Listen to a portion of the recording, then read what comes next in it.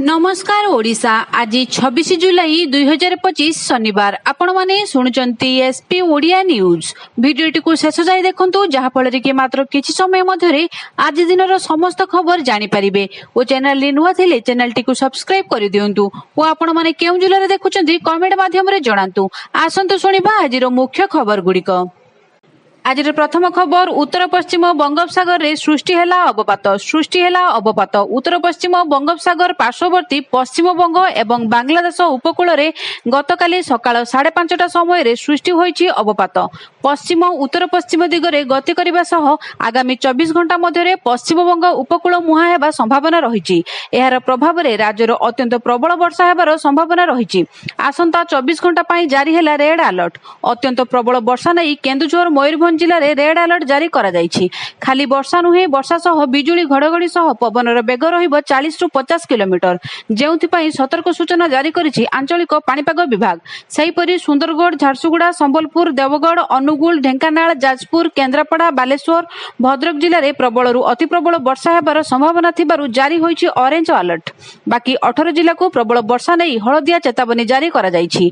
29 तारिख पर्यंत राज्य में वर्षार संभावना थिबा बेले 27 तारिख पर कमिबो वर्षार परिमाण।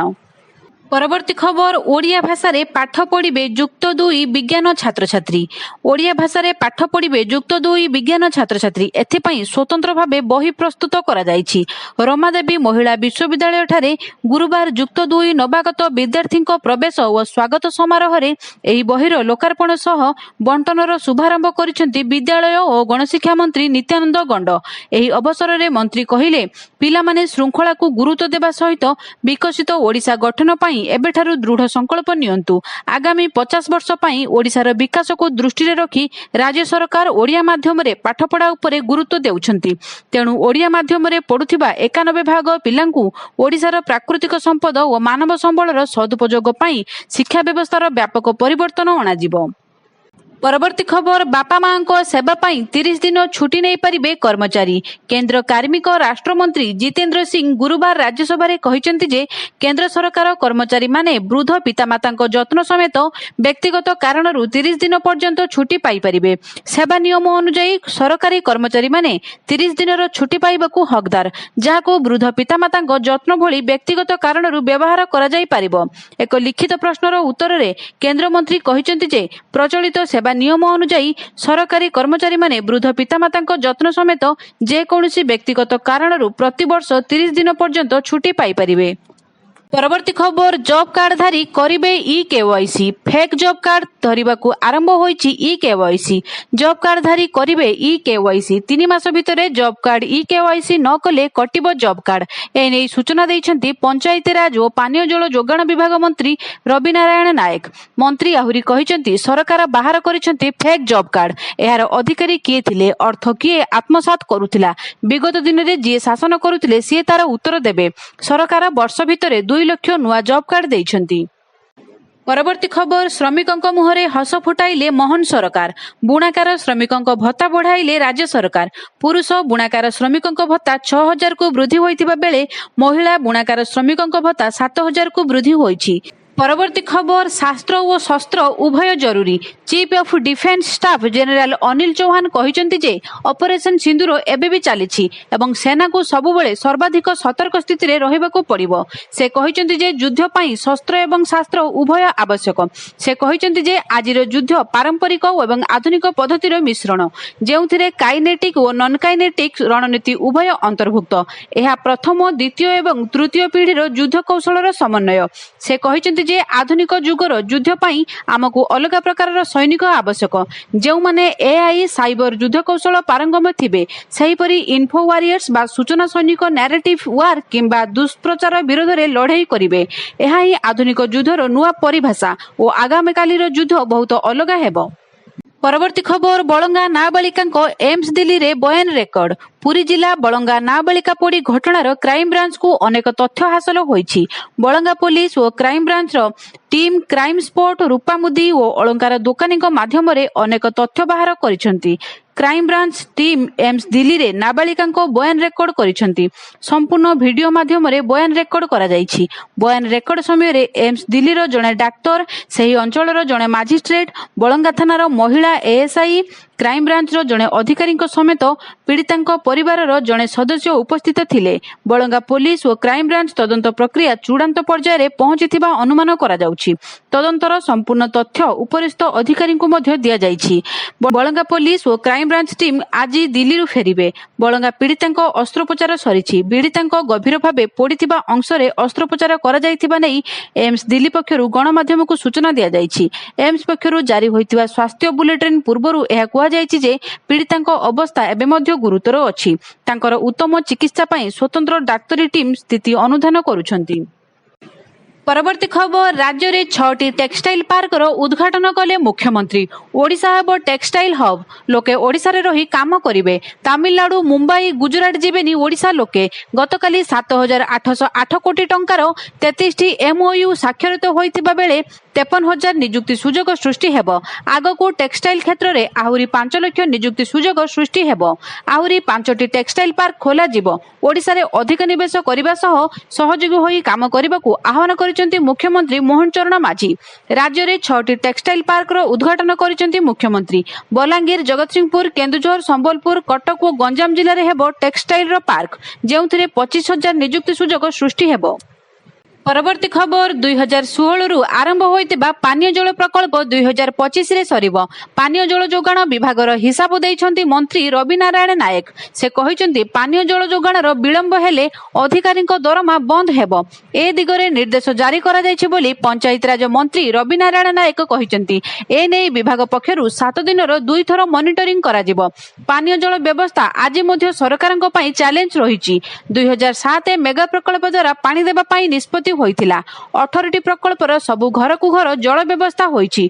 अगस्त रे 21 सेप्टेम्बर रे सुधा 11टी, डिसेम्बर सुधा 22टी प्रकल्प शेष हेबो। 2016 मसिया ठारू आरंभ होइतिबा प्रकल्प 2025 रे सरिबो। परवर्ती खबर, मेट्रो को नहीं आसिला नुआ खबर। केंद्र पाखकू जाई नाही प्रस्ताव। ओडिशा रे मेट्रो गढ़िबा नहीं जेउ अनिश्चितता देखा देइछि ताहा सत बोली प्रमाणित होइछि। वास्तव रे ओडिशा रे मेट्रो प्रकल्प नहीं आज एक नुआ तथ्य सामना को आसीछि। मिलिथिबा सूचना मुताबिक ओडिशा रे मेट्रो प्रकल्प नहीं केंद्र को कौनसी प्रस्ताव जाई नाही। संसद रे ए नहीं उत्तर रखिचंती मंत्री। मंत्री को कहिबा कथा जे केंद्र सरकारक पाखकू 17टी प्रस्ताव विभिन्न राज्यरू आसीछि। प्रकल्प पई केंद्र सरकार मध्य अनुदान देइछंती। हेले एथिरे ओडिशार मेट्रो प्रकल्प नहीं कौनसी प्रस्ताव नाही। अन्यपटे गत 16 तारिख रे मेट्रो प्रकल्प नहीं उपमुख्यमंत्री केभी सिंह देवଙ୍କ अध्यक्षता रे बसिथिला मंत्री स्तरीय बैठक। नुआ ढांचा रे मेट्रो प्रकल्प नहीं आलोचना होइथिला। मेट्रो रेल प्रकल्प गमनागमन सेवा रे किभली नूतन रूपांतरण आनिबो ओ एही महत्वाकांक्षी प्रकल्पटी संपूर्ण भाव में सफल रूप से कार्यान्वित करबा पई विभिन्न विभाग मध्य रे किपरि स्थायी समन्वय हेबो ताहा उपरे विस्तृत भाव आलोचना करा जायथिला। परवर्ती खबर, कैपिटल हॉस्पिटल रे डाक्तर अभाव। खाली पड़ी 60 डाक्तरी पदवी। प्रत्येक दिन 5,000 रु अधिक रोगी कैपिटल हॉस्पिटल को आसुछंती। एहा सह प्रत्येक दिन 400 रु अधिक रोगी एडमिट हेउछंती। जेतिकी डाक्तर अछंती तांकु नै मैनेज करा जाउची। प्राय 60टी डाक्तरी पदवी खाली पड़िछि। प्रत्येक मास लिखित आकार रे सरकार को ए बाबद रे सूचना दिया जाउची। सरकार पदक्षेप नेबे बोली आशा रखा जाइछि। सेही बोली नर्सिंग ऑफिसर प्राय 60 पदवी खाली पड़िछि। आउटसोर्सिंग आधार रे जेतिके संभव पूरा करबा को चेष्टा करा जाउछि। वर्तमान 2टी विभाग को मिसाई 200 रु अधिक डाक्तर अछंती। खाली थिबा संख्या पूरा हेले चिकित्सा सेवा सहज होई पारंता। परवर्ती खबर, मणिपुर रे आउ 6 मास वृद्धि हैला राष्ट्रपति शासन। मणिपुर रे आउ 6 मास पई वृद्धि होईची राष्ट्रपति शासन। केंद्र स्वराष्ट्र मंत्री अमित शाह द्वारा आगत प्रस्ताव उपरे संसदर मोहर बाजिछि। फेब्रुआरी 13 रु मणिपुर रे राष्ट्रपति शासन लागू होईची। मुख्यमंत्री इस्तीफा पर केंद्र सरकार विधानसभा भंग करथिले।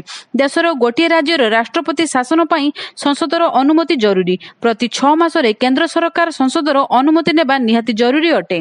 ପରବର୍ତ୍ତୀ ଖବର ଫୁଲୁଛି ହିମହ୍ରଦ ବିପଦରେ 100 ଡ୍ୟାମ୍ ଜଳବାୟୁ ପରିବର୍ତ୍ତନ ଯୋଗୁଁ ଗ୍ଲାସିୟର ତରଳୁଛି ଏବଂ ହିମହ୍ରଦ ଫୁଲିବାରେ ଲାଗିଛି। ଏହାର ପ୍ରଭାବରେ ହିମାଳୟର ପାଦଦେଶରେ ଥିବା ରାଜ୍ୟଗୁଡ଼ିକରେ ପ୍ରଳୟଙ୍କରୀ ବନ୍ୟାର ସମ୍ଭାବନା ବଢ଼ିଛି। ଏହା ଫଳରେ ଭାରତର 5ଟି ରାଜ୍ୟ ଉତ୍ତରାଖଣ୍ଡ, ହିମାଚଳ ପ୍ରଦେଶ, ଜାମ୍ମୁ କାଶ୍ମୀର, ସିକିମ୍ ଏବଂ ଅରୁଣାଚଳ ପ୍ରଦେଶର 100 ଡ୍ୟାମ୍ ବିପଦପୂର୍ଣ୍ଣ ଅବସ୍ଥାରେ ଥିବା ନେଇ କେନ୍ଦ୍ର ସରକାରଙ୍କ ଜଳଶକ୍ତି ମନ୍ତ୍ରଣାଳୟ ଅଧୀନ କେନ୍ଦ୍ରୀୟ ଜଳ ଆୟୋଗ ପକ୍ଷରୁ ଗତ ସପ୍ତାହରେ ସତର୍କ ସୂଚନା ଜାରି କରାଯାଇଛି। ପରବର୍ତ୍ତୀ ଖବର ରେଳଯାତ୍ରୀଙ୍କ ପାଇଁ ଖୁସି ଖବର। ରେଳଯାତ୍ରୀଙ୍କୁ ଏବେ ଯାତ୍ରା ସମୟରେ କେବଳ ଆରାମଦାୟକ ଯାତ୍ରା ନୁହେଁ ବରଂ ସ୍ୱାଦିଷ୍ଟ, ସ୍ୱଚ୍ଛ ଏବଂ ଶସ୍ତା ଖାଦ୍ୟ ମଧ୍ୟ ମିଳିବ। ଏହି ଦିଗରେ ଏକ ଗୁରୁତ୍ୱପୂର୍ଣ୍ଣ ପଦକ୍ଷେପ ନେଇ ଆଇଆରସିଟିସି ଅକ୍ଷୟ ପାତ୍ର କିଚେନ୍ ସହିତ ଏକ ବୁଝାମଣା ପତ୍ର ସ୍ୱାକ୍ଷର କରିଛି। ଏହି ଚୁକ୍ତି ଅନୁସାରେ ଏବେ ଯାତ୍ରୀମାନେ ମାତ୍ର 80 ଟଙ୍କାରେ ପୁଷ୍ଟିକର ଓ ଶୁଦ୍ଧ ଶାକାହାରୀ ଖାଦ୍ୟ ପାଇପାରିବେ। ଏହି ପଦକ୍ଷେପ ବିଶେଷ କରି ସେହି ଯାତ୍ରୀମାନଙ୍କ ପାଇଁ ଆଶ୍ୱାସନା ସନ୍ଦେଶ ଅଟେ ଯେଉଁମାନେ ରେଳଯାତ୍ରା ସମୟରେ ଉଚ୍ଚମାନର ଓ ଭରସାଯୋଗ୍ୟ ଖାଦ୍ୟର ଖୋଜ କରିଥାନ୍ତି। ଏହି ଐତିହାସିକ ବୁଝାମଣାପତ୍ର ସ୍ୱାକ୍ଷର ଆଇଆରସିଟିସିର ଅଧ୍ୟକ୍ଷ ତଥା ପରିଚାଳନା ନିର୍ଦ୍ଦେଶକ ସଞ୍ଜୟ କୁମାର ଜୈନଙ୍କ ଉପସ୍ଥିତିରେ ସମ୍ପନ୍ନ ହୋଇଛି। ଏହି ଅବସରରେ ସେ କହିଛନ୍ତି, ଆମର ଉଦ୍ୟମ ହେଉଛି ରେଳଯାତ୍ରାକୁ ପ୍ରତ୍ୟେକ ସ୍ତରରେ ଉନ୍ନତ କରିବା। ସେ ସମୟାନୁବର୍ତ୍ତିତା ହେଉ, ସ୍ୱଚ୍ଛତା ହେଉ କିମ୍ବା ଖାଦ୍ୟର ଗୁଣବତ୍ତା। ମୁଖ୍ୟ ବିଶେଷତ୍ୱ 80 ଟଙ୍କାରେ ପୁଷ୍ଟିକର ଶାକାହାରୀ ଖାଦ୍ୟ। ପରବର୍ତ୍ତୀ ଖବର ପିଏଫ୍ ଆକାଉଣ୍ଟରେ ଟଙ୍କା ନଥିଲେ ବି ନୋମିନିଙ୍କୁ ମିଳିବ 50,000 ଟଙ୍କା। କର୍ମଚାରୀ ଭବିଷ୍ୟ ନିଧି ସଂଗଠନ ଏହାର କର୍ମଚାରୀ ଜମା ଲିଙ୍କଡ ବୀମା ଯୋଜନା ନିୟମରେ ଅନେକ ଗୁରୁତ୍ୱପୂର୍ଣ୍ଣ ପରିବର୍ତ୍ତନ ଆଣିଛି। ଏହି ପରିବର୍ତ୍ତନଗୁଡ଼ିକ ବିଶେଷ କରି ସେହି ପରିବାରମାନଙ୍କ ପାଇଁ ଆଶ୍ୱସ୍ତିକର ହେବ ଯାହାକି ରୋଜଗାରକାରୀ ସଦସ୍ୟଙ୍କର ଚାକିରି ସମୟରେ ମୃତ୍ୟୁ ହୋଇଥାଏ। ଏବେ ଏହି ଯୋଜନାରୁ ଲାଭ ପାଇବା ପୂର୍ବାପେକ୍ଷା ଅଧିକ ସହଜ ହୋଇଛି। ଏବେ ଯଦି ଜଣେ କର୍ମଚାରୀଙ୍କର ଚାକିରି ସମୟରେ ମୃତ୍ୟୁ ହୁଏ ତେବେ ତାଙ୍କ ପରିବାରକୁ ନ୍ୟୁନତମ 50,000 ଟଙ୍କାର ବୀମା ଲାଭ ମିଳିବ। ପୂର୍ବରୁ ଏହା ପାଇଁ କର୍ମଚାରୀଙ୍କ ପିଏଫ୍ ଆକାଉଣ୍ଟରେ 50,000 ଟଙ୍କା ଜମା ଥିବା ଆବଶ୍ୟକ ଥିଲା, କିନ୍ତୁ ଏବେ ଏହି ସର୍ତ୍ତକୁ ହଟାଇ ଦିଆଯାଇଛି। ପୂର୍ବରୁ 2ଟି ଚାକିରି ମଧ୍ୟରେ ଗ୍ୟାପ୍ ଥିଲେ ବୀମା ଦାବିର ଅସୁବିଧା ହେଉଥିଲା। ନୂଆ ନିୟମ ଅନୁସାରେ ଯଦି 2ଟି ଚାକିରି ମଧ୍ୟରେ 60 ଦିନ ପର୍ଯ୍ୟନ୍ତ ଗ୍ୟାପ୍ ରହୁଛି ତାହାକୁ ଚାକିରିରେ ବାଧା ବୋଲି ଗଣନା କରାଯିବ ନାହିଁ, ଅର୍ଥାତ୍ ସେହି କର୍ମଚାରୀଙ୍କୁ ଇଡିଏଲ୍ଆଇର ପୂର୍ଣ୍ଣ ଲାଭ ମିଳିବ। ଯଦି ଜଣେ କର୍ମଚାରୀଙ୍କର ଶେଷ ଦରମା ମିଳିବାର 6 ମାସ ମଧ୍ୟରେ ମୃତ୍ୟୁ ହୁଏ ତେବେ ମଧ୍ୟ ତାଙ୍କର ନୋମିନି ବୀମା ରାଶି ଦାବି କରିପାରିବେ। ପରବର୍ତ୍ତୀ ଖବର କିସ୍ ଛାତ୍ରଛାତ୍ରୀଙ୍କ ସହ ମଧ୍ୟାହ୍ନ ଭୋଜନ କଲେ ରାଜ୍ୟପାଳ। ଓଡ଼ିଶା ରାଜ୍ୟପାଳ ଡକ୍ଟର ହରିବାବୁ କମ୍ବମପତି ଓ ତାଙ୍କ ଧର୍ମପତ୍ନୀ ଜୟଶ୍ରୀ କମ୍ବମପତି ଗତକାଲି କିଡ୍ କିସ୍ ଓ କିମ୍ସ ପରିଦର୍ଶନରେ ଆସିଥିଲେ। ଏଠାରେ କିସ୍ର ଛାତ୍ରଛାତ୍ରୀଙ୍କ ସହ ମଧ୍ୟାହ୍ନ ଭୋଜନ କରିଥିଲେ। କିସ୍ ପିଲାଙ୍କ ସହ ମଧ୍ୟାହ୍ନ ଭୋଜନ କରିବାରେ ଡକ୍ଟର କମ୍ବମପତି ହେଉଛନ୍ତି ଓଡ଼ିଶାର ପ୍ରଥମ ରାଜ୍ୟପାଳ। ଗତକାଲି ପୂର୍ବାହ୍ନରେ ରାଜ୍ୟପାଳ ସପତ୍ନୀଙ୍କ ସହ କିଟ୍ରେ ପହଞ୍ଚିବା ପରେ କିଟ୍ ଓ କିସ୍ ପ୍ରତିଷ୍ଠାତା ଅଚ୍ୟୁତ ସାମନ୍ତ ସେମାନଙ୍କୁ ସ୍ୱାଗତ କରିଥିଲେ। ପରବର୍ତ୍ତୀ ଖବର ଜାମ୍ମୁ କାଶ୍ମୀରରେ ଲ୍ୟାଣ୍ଡଲାଇନ୍ ବିସ୍ଫୋରଣ, ଜଣେ ଯବାନ ଶହୀଦ ଓ 2 ଜଣ ଆହତ। ଲ୍ୟାଣ୍ଡଲାଇନ୍ ବିସ୍ଫୋରଣ ନେଲା ଯବାନଙ୍କ ଜୀବନ। ଶୁକ୍ରବାର ଦିନ ଜାମ୍ମୁ ଓ କାଶ୍ମୀରର ପୁଞ୍ଜରେ ଥିବା ନିୟନ୍ତ୍ରଣ ରେଖା ନିକଟରେ ଏକ ଲ୍ୟାଣ୍ଡଲାଇନ୍ ବିସ୍ଫୋରଣ ଘଟି ଭାରତୀୟ ସେନାର ଜଣେ ଯବାନ ଶହୀଦ ହୋଇଛନ୍ତି। ଜାଟ୍ ରେଜିମେଣ୍ଟର ଜଣେ ସୈନିକଙ୍କ ମୃତ୍ୟୁ ଘଟିଥିବା ବେଳେ ଜଣେ ଜେସିଓ ଓ ଜଣେ ସୈନିକ ଆହତ ହୋଇଛନ୍ତି। ଆହତ ସୈନିକମାନଙ୍କୁ ଚିକିତ୍ସା ପାଇଁ ବିମାନ ଯୋଗେ ଉଧମପୁରର ସେନା ବେସ୍ ହସ୍ପିଟାଲରେ ଭର୍ତ୍ତି କରାଯାଇଛି। ପରବର୍ତ୍ତୀ ଖବର ରାଷ୍ଟ୍ରପତିଙ୍କୁ ଭେଟିଲେ ବିଜେପି ରାଜ୍ୟ ସଭାପତି ମନମୋହନ ସାମଲ। ବିଜେପି ରାଜ୍ୟ ସଭାପତି ମନମୋହନ ସାମଲ ଏବେ ନୂଆଦିଲ୍ଲୀ ଗସ୍ତରେ ଅଛନ୍ତି। ଏହି ଅବସରରେ ମନମୋହନ ସାମଲ ରାଷ୍ଟ୍ରପତି ଭବନରେ ରାଷ୍ଟ୍ରପତି ଦ୍ରୌପଦୀ ମୁର୍ମୁଙ୍କୁ ଭେଟିଛନ୍ତି। ପରବର୍ତ୍ତୀ ଖବର ମୋଦି ଭାଙ୍ଗିଲେ ଇନ୍ଦିରା ଗାନ୍ଧୀଙ୍କ ରେକର୍ଡ। ନରେନ୍ଦ୍ର ମୋଦି ଦେଶର ଦ୍ୱିତୀୟ ପ୍ରଧାନମନ୍ତ୍ରୀ ହୋଇଛନ୍ତି ଯିଏ ସର୍ବାଧିକ ସମୟ ପାଇଁ ନିରନ୍ତର ଭାବରେ ତାଙ୍କ ପଦବୀରେ ରହିଛନ୍ତି। ସେ ଏହି ମାମଲାରେ ପୂର୍ବତନ ପ୍ରଧାନମନ୍ତ୍ରୀ ଇନ୍ଦିରା ଗାନ୍ଧୀଙ୍କ ପଛରେ ପକାଇ ଦେଇଛନ୍ତି। ପଣ୍ଡିତ ଜବାହରଲାଲ ନେହେରୁ ସର୍ବାଧିକ ସମୟ ପାଇଁ ଦେଶର ପ୍ରଧାନମନ୍ତ୍ରୀ ଥିଲେ। ସେ ନିରନ୍ତର ଭାବରେ 16 ବର୍ଷ 286 ଦିନ ପାଇଁ ଏହି ପଦବୀରେ ଥିଲେ। ଇନ୍ଦିରା ଗାନ୍ଧୀ 4077 ଦିନ ପାଇଁ ପ୍ରଧାନମନ୍ତ୍ରୀ ଥିଲେ, ଯେତେବେଳେ ପ୍ରଧାନମନ୍ତ୍ରୀ ମୋଦି 4078 ଦିନ ପାଇଁ ଏହି ପଦବୀରେ ଅଛନ୍ତି। ସେ 25 ଜୁଲାଇ 2025ରେ ତାଙ୍କ କାର୍ଯ୍ୟକାଳର 4078 ଦିନ ପୂରଣ କରିଛନ୍ତି। ପରବର୍ତ୍ତୀ ଖବର ବିହାରରେ ଏସ୍ଆଇଆର୍କୁ ସମର୍ଥନ କଲେ ନିର୍ବାଚନ କମିଶନ। ବିହାରରେ ଭୋଟର ତାଲିକାର ସ୍ୱତନ୍ତ୍ର ସଂଶୋଧନକୁ ଭାରତୀୟ ନିର୍ବାଚନ ଆୟୋଗ ବୁଧବାର ସମର୍ଥନ କରି କହିଛନ୍ତି ଯେ ଅବାଧ ଓ ନିରପେକ୍ଷ ନିର୍ବାଚନକୁ ସୁନିଶ୍ଚିତ କରିବା ପାଇଁ ଏହା ଏକ ସାମ୍ବିଧାନିକ ଦାୟିତ୍ୱ। ମୃତ, ସ୍ଥାନାନ୍ତରିତ କିମ୍ବା ନକଲି ଭୋଟରଙ୍କ ନାମରେ ନକଲି ଭୋଟ ଦେବା ପାଇଁ ବାଟ ଖୋଲିବା ଉଚିତ କି ବୋଲି ଏକ ବିବୃତ୍ତିରେ ପ୍ରଶ୍ନ କରାଯାଇଛି। ସଂଶୋଧନକୁ ବିରୋଧ କରି ସଂସଦ ଭବନ ପରିସରରେ ବିରୋଧୀ ସାଂସଦମାନେ ବିକ୍ଷୋଭ ପ୍ରଦର୍ଶନ କରିବା ସହ ଉଭୟ ଗୃହରେ ଏହା ଉପରେ ଆଲୋଚନା କରିବାକୁ ଦାବି କରିଥିଲେ। ବିହାର ନିର୍ବାଚନ ପୂର୍ବରୁ ଭୋଟରଙ୍କୁ ବଞ୍ଚିତ କରିବା ଉଦ୍ଦେଶ୍ୟରେ ଏହି ସଂଶୋଧନ କରାଯାଇଛି ବୋଲି ଅଭିଯୋଗ କରି ସେମାନେ ତୃତୀୟ ଦିନ ପାଇଁ ବିକ୍ଷୋଭ ପ୍ରଦର୍ଶନ କରିବା ସହ ଏହା ଗଣତନ୍ତ୍ର ଉପରେ ଆକ୍ରମଣ ବୋଲି କହି ଗଣତନ୍ତ୍ର ବଞ୍ଚାଅ ଭଳି ସ୍ଲୋଗାନ ଦେଇଥିଲେ। ନିର୍ବାଚନ ଆୟୋଗ କହିଛି ଯେ ସ୍ୱଚ୍ଛ ପ୍ରକ୍ରିୟା ମାଧ୍ୟମରେ ପ୍ରାମାଣିକ ଭୋଟର ତାଲିକା ପ୍ରସ୍ତୁତ କରିବା ନିରପେକ୍ଷ ନିର୍ବାଚନ ଓ ଏକ ସୁଦୃଢ଼ ଗଣତନ୍ତ୍ର ପାଇଁ ଭିତ୍ତିପ୍ରସ୍ତର।